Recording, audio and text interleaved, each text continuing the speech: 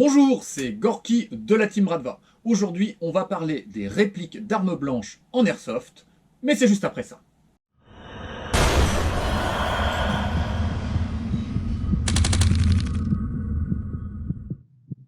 En introduction, je souhaiterais remercier Jean-Michel, j'en ai déjà parlé un certain nombre de fois, c'est un joueur vétéran, spécifiquement un sniper, il habite dans le Nord-Pas-de-Calais, et il travaille avec un imprimeur 3D, et on a travaillé ensemble sur le projet de la machette Spetsnaz, mais on en parlera dans la troisième partie de cette revue. Alors, les armes blanches ou GN en airsoft, on en parle régulièrement entre nous et on n'est pas forcément d'accord. Alors, qu'est-ce que c'est? Qu'est-ce qu'on peut retrouver en termes de GN? Là, par exemple, je vais avoir un Tomahawk, voilà, ici, qui est relativement rigide. Lorsque je l'utilise, je fais vraiment très attention de ne pas faire mal aux copains. Là, je vais avoir une machette. Donc, on est sur des objets qui reproduisent de véritables armes ou de véritables accessoires contondants ou coupants, que ce soit des baïonnettes, des poignards, des machettes, et que l'on peut mettre sur nos gilets. Ça peut être de l'accessoirisation, mais aussi de l'utilisation opérationnelle. Voilà pour une machette. Et puis on va avoir là ici sur la table toute une série de couteaux, essentiellement des couteaux russes dont on parlera tout à l'heure. Alors, les GN en airsoft posent selon moi trois soucis. Le premier souci, c'est un problème de sécurité. Parce que l'essentiel de ce qui nous protège au niveau du visage, que ce soit les lunettes ou le stalker, ont été fabriqués pour nous protéger des jets de billes, des projections de billes. D'accord? Lorsque on va avoir un couteau qui se présente, voilà, comme celui-ci. Voilà. Avec une pointe, et même si la pointe est relativement large, vous voyez, elle a quand même un côté pointu, et vous voyez, c'est relativement souple, hein, c'est fait pour, quand effectivement on arrive sur le corps, que ce soit extrêmement souple. Malheureusement, quand le couteau arrive au niveau du visage, là par exemple sur mon mannequin, si le couteau rip sur la pommette, il peut venir se glisser sous la lunette, et venir piquer l'œil. Alors bien sûr, les orgas systématiquement précisent que on doit venir sur les camarades en taille et jamais en pointe. Je dirais même que l'on devrait préciser qu'il faut arriver la garde en avant pour venir en taille plutôt que de risquer, lorsque le camarade nous entend arriver, de se retourner, et puis c'est comme ça qu'arrive un accident, il se retourne ou il se penche au moment où on arrive, et on peut avoir un souci. Or, effectivement, en airsoft, on doit essayer d'éviter au maximum l'accident. Vous savez, comme je le dis régulièrement, on a la sécurité avant le plaisir. Donc, le couteau en airsoft, il doit être vraiment manipulé de manière très parcimonieuse. Donc, première chose, la sécurité. On doit faire très attention à la manipulation. La deuxième chose, c'est Krycek qui m'en a parlé et qui me l'a évoqué. Petite anecdote, en fait, je jouais un VIP en geôle surveillé par deux membres de mon équipe, hein, donc Bonzi et Krycek. Krycek portait en fait sa baïonnette sur l'épaule. Je lui arrache la baïonnette, je passe derrière lui et je le menace en le tenant et je l'interpose entre moi et le deuxième geôlier qui me met en joue. Bref, je vous passe les détails. Le soir, quand on a débriefé, Krycek m'a dit, tu sais, voilà, c'est pas un sport de contact, l'airsoft, là c'était moi, ça s'est bien passé, si ça avait été un autre joueur, fais attention. Et j'ai réfléchi à ça. Et effectivement, les airsofters ont un rapport au contact qui est relativement particulier. On le voit bien, la plupart des soucis se passent lorsque, à un moment donné, on a reçu une bille, on a été touché au visage, la vis n'était pas assez basse, ou bien on a reçu 3 billes alors qu'une aurait été suffisante, on pense. On considère que les snipers ont tendance à avoir une passion pour le headshot et que ça fait mal et qu'ils devraient tirer ailleurs, etc. Bref, dès qu'il y a un contact, c'est générateur, au-delà des accidents, de conflits. D'accord? Donc là, on peut imaginer, le gars, il arrive, il te saute dessus, il te met un coup avec le couteau ou il t'attaque avec la machette. Là, on est sur des contacts où la personne rentre un peu dans la sphère, on va dire, de sécurité, d'intimité, et ça peut être générateur de conflits. Donc c'est pour ça qu'il faut bien prévenir les gens. On n'arrive pas en courant comme des dingues. Ça doit être vraiment dans des actions où on est hyper soft, hyper smooth, et on est sur le coin d'un bâtiment, où on est en CQB, et on vient gentiment attaquer l'autre avec son GN, mais sans faire les dingues. Il faut qu'on soit parfaitement dans la maîtrise. Encore une fois, l'objectif, ça n'est pas de stresser l'autre et puis de générer du conflit. La troisième chose qui me pose souci avec les GN, moi, ça va être le côté crédible. Chacun son délire, il n'y a pas de problème. Mais quand tu es dans un esprit vraiment airsoft, et que tu es en mode Spetsnaz, GRU ou full ratnik, et que tu as Thor qui se balade avec son gros marteau en mousse, et ses couettes blondes, ou Captain America, moi j'ai rien contre les roleplays et les week-ends de GNiste, d'accord? Mais moi je suis airsofter. On a eu il n'y a pas très longtemps là quelqu'un qui se baladait avec un bouclier et une épée en mousse. Par ailleurs, il jouait très bien. Mais ça peut créer comme ça des ruptures dans l'immersion. Toi, t'es bien, t'es dans ton trip, et puis là, t'as tout d'un coup un gars qui se balade avec une épée médiévale. Voilà, donc il faut réussir aussi à savoir avec qui on joue, comment on joue.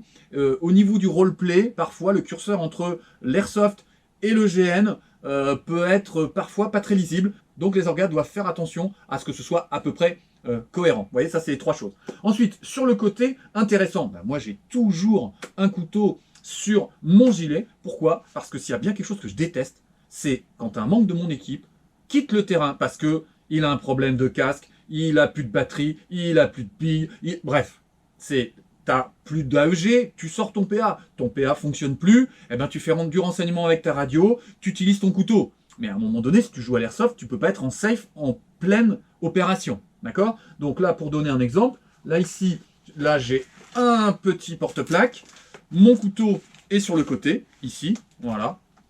C'est un petit couteau dont on parlera tout à l'heure, que j'ai amélioré avec un petit peu de paracorde et que je positionne à côté de mon ciseau de découpage tactique, en fait, hein, le ciseau classique d'intervention en cas de blessure. Et moi, j'aime beaucoup accessoiriser mon matériel. Voilà, sur chacun de mes gilets, je vais avoir un couteau. Ça a aussi un intérêt pour la dimension opérationnelle. Comme on l'a dit, parfois quand il y a des attaques de fort, nous on a un fort, le fort numéro 2, qui est relativement, qui a pas mal d'enclaves à l'intérieur, et on peut utiliser le couteau, parce qu'on va se retrouver très rapidement au corps à corps. Donc ça, c'est un véritable intérêt. Et puis, troisième chose, il y a parfois des scénarios qui nécessitent d'avoir un couteau. Donc voilà, moi je préfère avoir tout ce qu'il faut sur moi pour ne pas être déstabilisé par une demande particulière des orgas. Alors la deuxième chose maintenant, sur la question de la russophilie, qu'est-ce qu'on peut trouver dans le matériel russophile? Moi j'en ai récupéré essentiellement sur le site Greyshop, ça coûte vraiment cher, mais on trouve quelques petites choses. Là par exemple, on a la baïonnette classique 6x5 qu'on peut positionner sur une AK, donc celle-ci c'est la vraie, voilà, ici, interdite bien sûr sur les terrains d'airsoft, mais on va en avoir la reproduction. Alors, ici, on va avoir la reproduction de la 6x5, c'est celle que j'ai présentée tout à l'heure, avec son étui. Voilà, ici. On va avoir cet autre type de baïonnette que j'ai pu récupérer. Là, par contre, je l'ai adapté dans un holster RS en bakélite, que j'aime énormément. Alors, je suis un petit peu dégoûté parce que j'en ai perdu un à la Chacal, et bien sûr, personne ne me l'a ramené, donc je ne sais pas où il est parti. On va avoir la RS2, ici. Voilà. Avec son étui de couleur vert OD.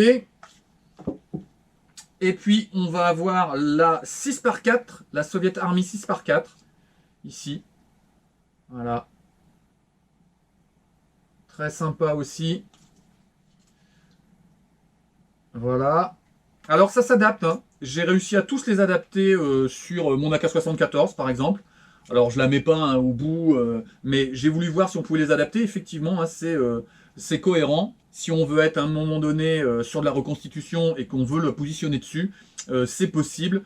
Ça a été plutôt bien travaillé. Alors c'est plutôt cher, hein, puisque les baïonnettes que je viens de vous présenter, la 6x5, celle-ci, on est sur 33 €.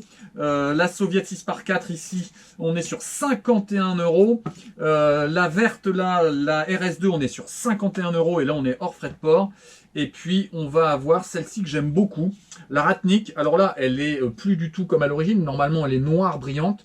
J'ai fait un camo dessus et elle est très pratique. Pourquoi? Parce qu'elle est vendue avec de quoi l'adapter sur le gilet molle à l'arrière. Donc ça, c'est très très sympa. Puis avec le camo, moi je la trouve vraiment cool. Vous voyez ce que ça donne?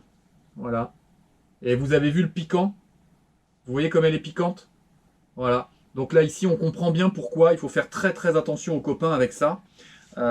Sachant que vu le prix des baïonnettes, on n'a pas du tout envie de découper le bout à l'arrivée, à 50 balles le couteau, voilà, on préfère le garder complètement intègre. Alors bien sûr, vous n'êtes pas obligé de faire ça, et vous n'êtes pas obligé de mettre une fortune dans ce genre de baïonnette. Moi c'est un petit peu pour la collection que je souhaitais avoir les répliques de chacun de ces couteaux. Mais sinon, sur pas mal de mes gilets, je vais avoir pour 5 balles ce qu'on retrouve sur un grand site polonais. Voilà, c'est ça. C'est très très facile à utiliser. Lui aussi est très piquant et très dangereux.